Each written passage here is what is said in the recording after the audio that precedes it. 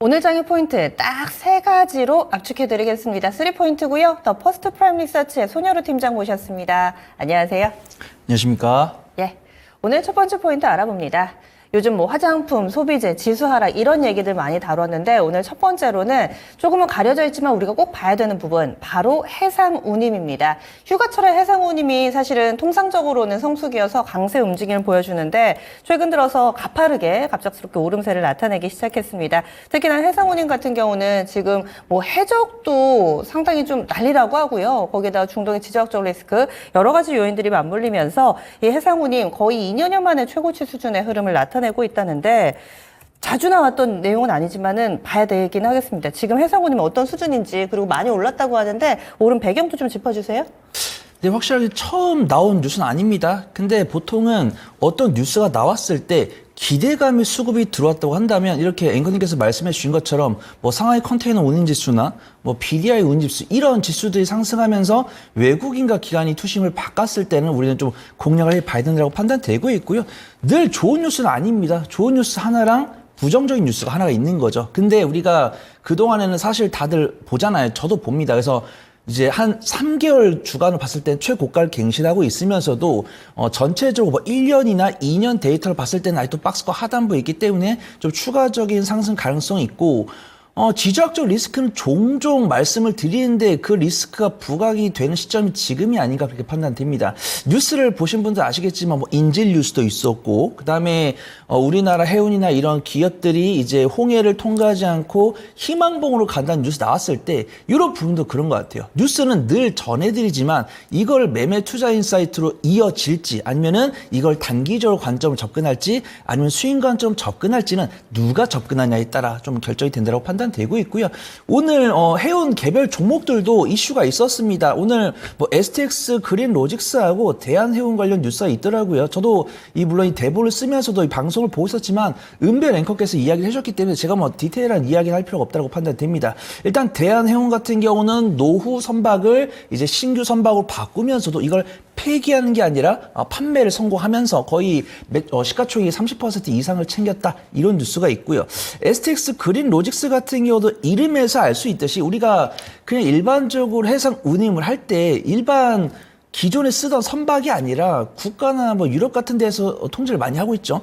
친환경 선박을 써라 이런 부분에 있을 때 그린 로직스가 이 친환경 선박을 많이 갖고 있기 때문에 그런 수혜를 입을 수 있다라고 판단됩니다. 그러면 우리 이 중에서도 이제는 해운 가격이 상승하는 건 우리가 알겠는데 요걸 단기적인 관점 접근할까 아니면 뭐 수익 이상의 관점으로 접근할까 라는 생각이 들었을 때 오늘의 변동성을 누가 만들어주는지를 봐야 되는데 외국인과 기관인 것으로 판단됩니다. 그래서 저는 뭐 대한해운이랑 뭐 STX 그린 로직스 같은 경우도 매매를 좀 단기적인 관점으로 좋아하시는 분들께는 권해드릴게요. 왜냐면은 변동성이 많이 나왔습니다. 대한해운도 지금 16% 상승한 2,500원을 기록을 하고 있는데 가수급상으로 외국인과 기관의 수급이 들어오고 있어요. 그 다음에 STX 그린 로직스를 본다고 하더라도 일단 저는 외국인의 순매도가 나오고 있네요. 그래서 저는 단기적인 관점을 보시는 분야고 한다면 저는 STX 그린 로직스보다는 제가 말씀드린 대한해운이 낫다라고 판단하고 있고요. 그 아랫단을 쫓고 있는 종목들 좀 볼게요. 그래서 그 아랫단을 쫓고 있는 종목은 뭐 흥하해운도 들 수 있고 KS해운도 들 수 있고 페르션도 될 수 있고 이 세 종목의 공통점은 실적이 개선이 되고 있다는 부분입니다. 근데 다만 흥하해운 같은 경우는 조금 이슈에 민감해요. 그래서 단기적인 관점을 좀 접근하시는 분들께 권해드리고 수급도 보면은 외국인과 기관보다 철저하게 개인 투자분들에 의한 수급으로 들어오고 있기 때문에 저는 딱히 크게 권해드리지 않는다 그렇게 보고 있고요. 그나마 제가 권해드린 종목은 페노션과 KS 해운이다. 또 말씀을 드릴게요. 네. 페노션 같은 경우는 리포트가 나왔습니다. KBG 것이 나왔는데 선박 늘린 효과를 톡톡히 하면서 턴어라운드가 기대가 된다. 그래서 페노션이 예전에 그 HMM을 인수하겠다라고 이야기를 했다가 후퇴하면서 조금 그 수급이 많이 좀 지저분해졌다 이렇게 평가를 하겠는데 많이 좀 개선이 됐다고 판단하고 있고요.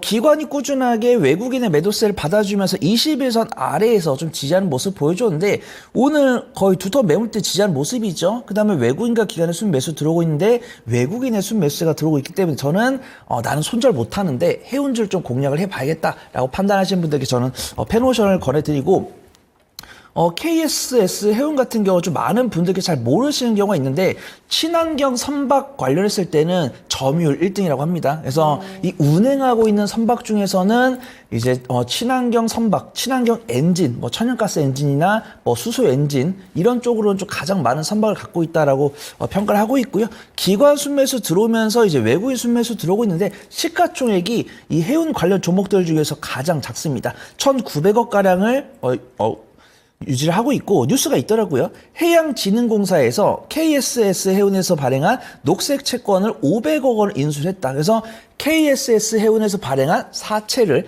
회사채를 이제 공사 쪽에서 인수를 했다는 거는 조금 미드 언덕이다라고 볼 수 있고요. KSS 해운 입장에서도 투자금을 확보했기 때문에 향후 친환경 선박을 확보해서 좀 이 점유율을 꾸준하게 좀 지킬 수 있지 않을까 그렇게 판단합니다. 그래서 저는 매매를 좀 중장기적으로 보시는 분들은 이제 KS 해운이나 페노션 해운이 페노션이 괜찮아 보인다. 그거 좀 말씀을 드리도록 하겠습니다. 네, 사실 해운 섹터가 우리가 자주 보는 섹터는 아니잖아요. 가장 뇌리에 강하게 나왔던 것은 그때 코로나 직후에 운임이 급등을 하면서 흠슬라라는 단어를 생성해낼 만큼 해운주들의 열광했었을 때가 있었습니다. 근데 최근 들어서는 이렇게 운임이 오른다고는 하는데 HMM은 아직은 요지부동인 상황이기도 하고요. 그때와 비교해봤을 때 지금 운임이 어느 정도 오른 건지 앞으로 계속해서 오를 건지 이것도 좀 궁금하거든요.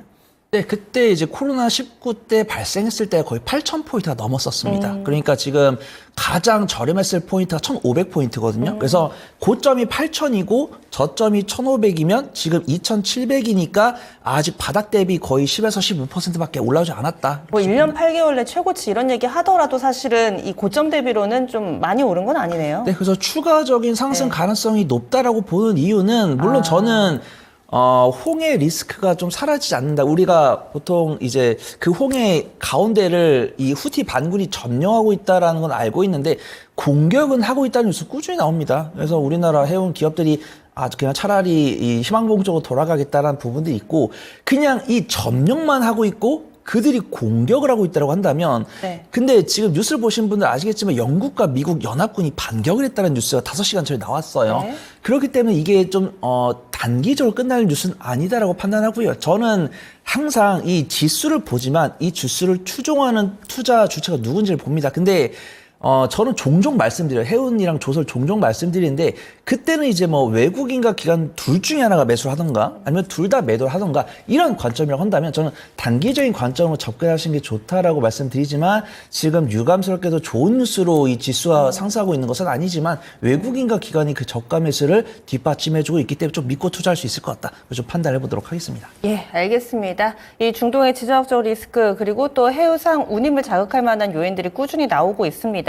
해운주들 입장에서는 남몰래 웃을 수는 있겠지만 수출주 입장에서는 부담스러운 뉴스임에 분명합니다. 해상운임 또 변화하는 대로 저희가 빠르게 체크해 드리도록 하겠습니다. 당분간은 좀 더 관심 가져보자 의견 드렸고요. 다음 두 번째 포인트 넘어갑니다. 육허의 귀환, 중국이 달라졌습니다. 중국 증시도 그렇고 전체적으로 또 육허, 중국의 이런 관광객들이 국내로 많이 유입되는 모습을 보여주고 있습니다. 거기에다가 한중 FTA 2단계를 추진한다라는 내용이 얼마 전에 전해지기도 했었죠. 그렇다면은 이에 따라서 어떤 종목 봐야 될지, 화장품 많이 올랐는데 싶기도 하고, 이 부분을 어떻게 좀 투자 아이디어로 활용해 볼지, 관광객 어느 정도로 유입되고 있나요? 네, 확실하게 리오프닝에 대한 말씀을 드릴 거지만 화장품에 대한 이야기는 참 많은 분들께서 다루셨습니다. 그다음에 화장품 같은 경우 사실 단기적인 관점으로 접근하시라고 말씀을 못 드리는 이유가 앞으로도 올해 하반기든 내년 상반기도 꾸준한 실적이 잘 나올 거예요. 근데 확실히 바닥 대비 많이 올라온 것도 사실이고 외국인과 기관의 급작스러운 매도세가 나오는 경향이 종종 있습니다. 그다음에 화장품 같은 경우는 꾸준하게 뭐 일주일이나 1개월 단위로 본다고 한다면 외국인과 기관의 순 매수가 여전히 견조하지만 오늘 관련 종목들을 보더라도 아모레파시픽 같은 경우 외국인과 기관의 매수세가 들어오고 있는데 LG생활건강 같은 경우는 매도세가 나오고 있고요. 그다음에 한국콜마나 코스맥스 우리가 이 화장품을 이렇게 짝을 짓죠.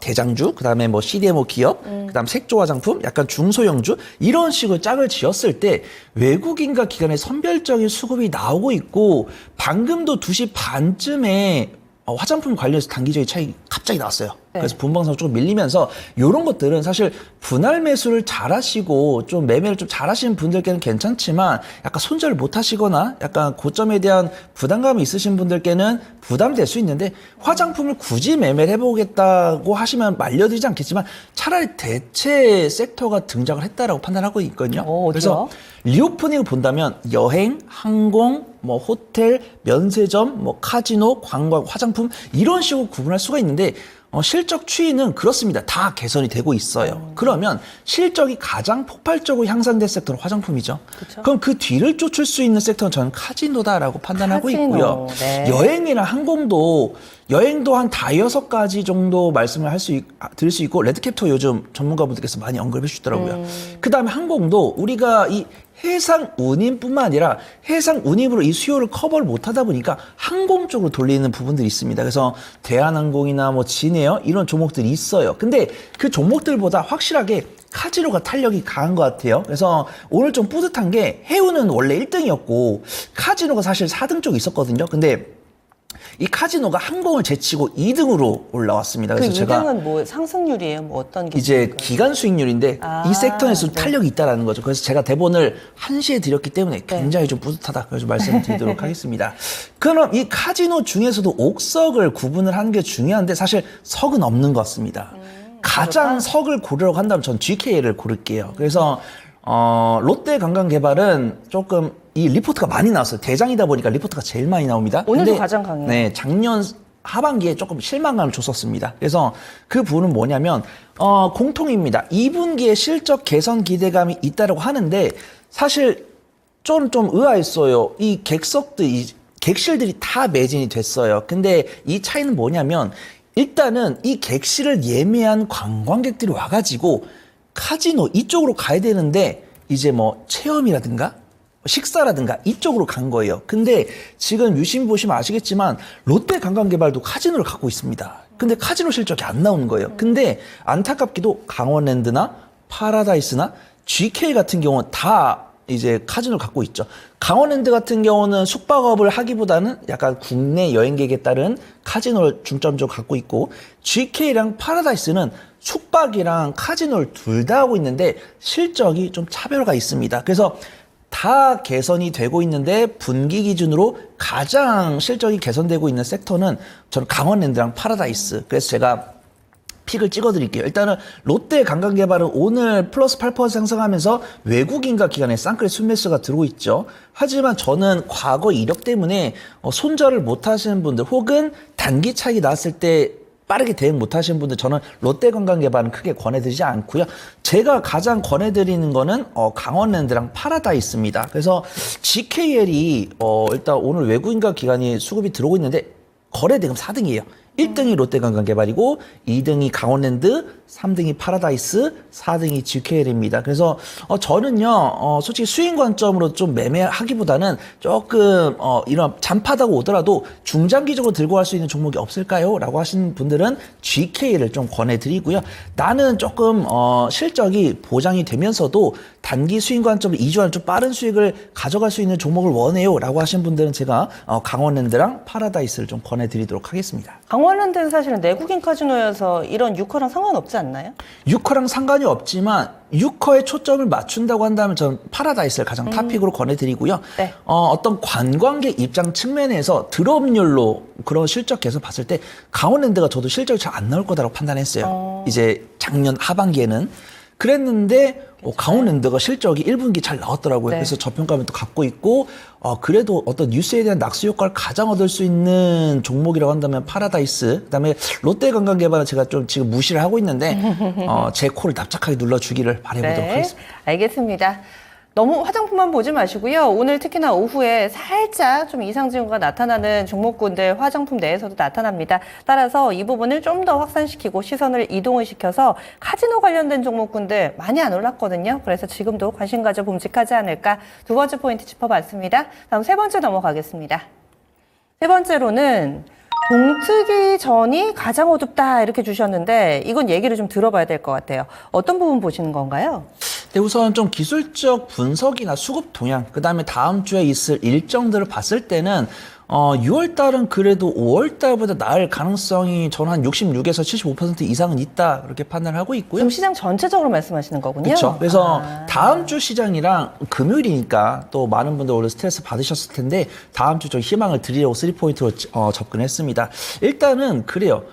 엔비디아가 오늘 아침에 하락을 한 것은 아쉽지만 그동안 상승폭에 비해서 크지 않았다. 그래서 엔비디아가 오를 때 막 6%, 7% 올랐는데 3% 밀렸단 말이죠. 안타깝게도 뉴욕 시장은 국내 시장과는 다르게 누가 팔았는지 모릅니다. 그래서 만약에 오늘 반도체 같은 경우도 뭐 낙폭에 따라서 뭐 외국인과 기관이 팔았다라고 한다면 보수적으로 말씀을 드리겠지만 외국인과 기관이 샀다라고 한다면 저는 긍정적으로 말씀을 드리거든요. 근데 엔비디아는 그런 것들을 알 수가 없기 때문에 한없이 조금 보수적으로 말씀을 드리겠지만 그간 일주일간의 실적 발표 이후에 보여줬던 상승폭에 비해서 낙폭이 크지 않았기 때문에 저는 그렇게 낙심할 필요 없다라고 판단을 하고 있고요. 그 다음에 지금까지 저는 늘 기술적 말씀을 드리는데 추세가 꺾였다라고 말씀을 드리기 위해서는 뭐 이동평균선을 이탈했다든가 아니면은 뭐 4일 연속 좀 낙폭이 나온다든가 그런 모습이 보여줘야 되는데 아직은 그런 모습이 보여주고 있지 않습니다. 그 다음에 열심히 그 파생 시장에 대해서 브리핑을 많이 해주셨잖아요. 그래서 미결제 약정이 줄어드는 것은 기존에 이번 주에 매도 포지션을 갖췄던 거에 대해서 매수 포지션을 뒀다라고 볼 수 있겠지만 매수 방향으로도 좀 미체결 약정이 소수나마 늘어난 모습 봤을 때는 오늘은 현물 매도가 많이 나왔지만 선물 매수가 나오고 있고 이게 정답이 아닙니다. 기술적 분석이라는 게 정답이 아니에요. 근데 과거 경험을 봤을 때 선물을 매도하고 현물을 매수했을 때는 2, 3거래일 뒤에 조금 지지부진한 모습이 나왔습니다. 근데 오늘은 현물 매도가 나오면서도 코스피 200 선물이 매수세가 들어오기 때문에 오늘 조금 힘들지만 뭐 뉴욕시나 국내시장이 좀 지지를 해준다고 한다면 다음 주 월화 정도 견뎌내준다고 한다면 수요일도 좀 좋은 모습이 나올 거다라고 판단되고 있고요. 네? 정말 우리 투자분들께서 공부를 많이 하고 계신 것 같아요. 다음 주 일정을 제가 준비를 했는데 벌써 다다음 주 일정까지 보고 계시더라고요. 다다음 주에 이제 CPI랑 FOMC가 있잖아요. 근데 보통 유럽에서 이제 아마 다음 주에 금리 결정할 건데 22. 아마 네, 네. 이제 25%포인트 좀 내리지 않을까 그렇게 판단되고 있어요. 근데 저는 긍정적인 말을 잘 안 합니다. 근데 유럽에서 미국이 굳이 기준금리를 인하를 안 한다고 해서 우리가 눈치를 볼 필요 없다. 우리가 먼저 선제적으로 하겠다라는 이야기가 자존심의 표현일 수도 있고 사실 금리 인하를 안 하면 경기 침체가 오거든요. 근데 그런 경기 침체를 무서워서 기준금리를 하는 거지. 일단은 기준금리 인하를 한다고 했을 때 유럽이 좀 미국에 영향을 좀 줬으면 좋겠다. 그렇게 판단하고 있고요. 안타깝게도 페드워치나 이런 걸 보면은 금리 인하 가능성이 조금 줄어들고 있습니다. 근데 전문가들이 이렇게 보수적으로 보면은 꼭 틀렸으면 좋겠어요. 꼭 제가 틀렸으면 좋겠다라고 보고 있고요. 다음 주 일정을 보면은 네. 뭐 중국의 PMI 지표랑 뭐 유럽의 PMI 발표. 근데 사실 저는 유럽이랑 중국을 크게 신경 안 씁니다. 저는 뉴욕 시장 중심으로 보고 있고, 근데 이 뉴욕 시장에서 나가겠다라는 행보에 투자분들께서 불확실성을 갖고 있을 때 오히려 중국이나 이 유럽에서 행보에 영향을 받을 수 있습니다. 그래서 바닥을 잡아주는데 좀 영향을 줄 수 있지 않을까 그렇게 판단되고 있고. 차이시는 다음 주에 발표되는데 제조업 PMI는 오늘 나왔거든요. 국가통계국 3개월 만에 위축됐다라는 내용이 일단은 좀 전해진 상황에서 차이신 PMI는 다음 주 월요일이라고요. 그렇습니다. 차일신인데 근데 이 경제 지표라는 게 참 그래요. 저는 참 경험이 많지 않지만 보수적으로 봤을 때 이게 나의 보수적인 뷰가 틀렸을 때 시장이 좋은 방향으로 가더라고요. 그래서 저는 그렇게 말씀드렸어요.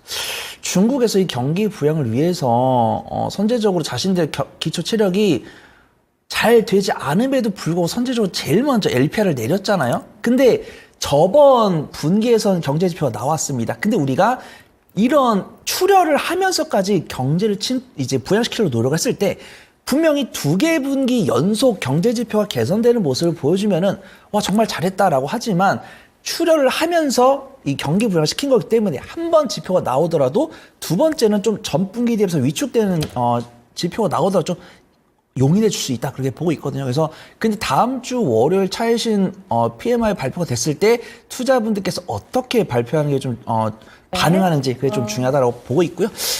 오늘 제일 중요한 건 오늘 밤이죠. GDP PC. 어제 발표했고 오늘 네. PC 발표하면서 투자분들께서 어떻게 발표를 한다. 그래서 저는 뭐 확실하게 말씀드리기는 어렵겠습니다. 만약에 오늘 제가 이렇게 자리를 박차고 나갔는데 오늘 갑자기 뉴욕시장이 추가 하락이 나올 수 있는 거니까. 근데 저는 아직은 성장주에 대한 투심이 나와 있고 성장주가 실적 발표했을 때 크게 차익을 내놓지 않는다라고 봤을 때는 다음 주 월화 좀 긍정적인 시장 기대할 수 있다라고 판단하고 있고요.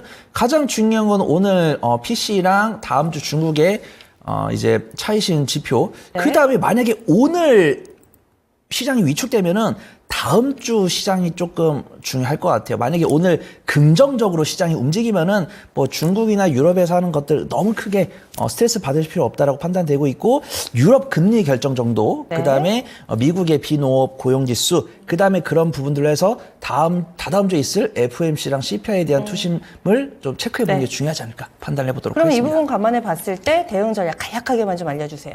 네, 우선 좀 적극적으로 매매를 하실 수는 없다라고 판단되고 있고요.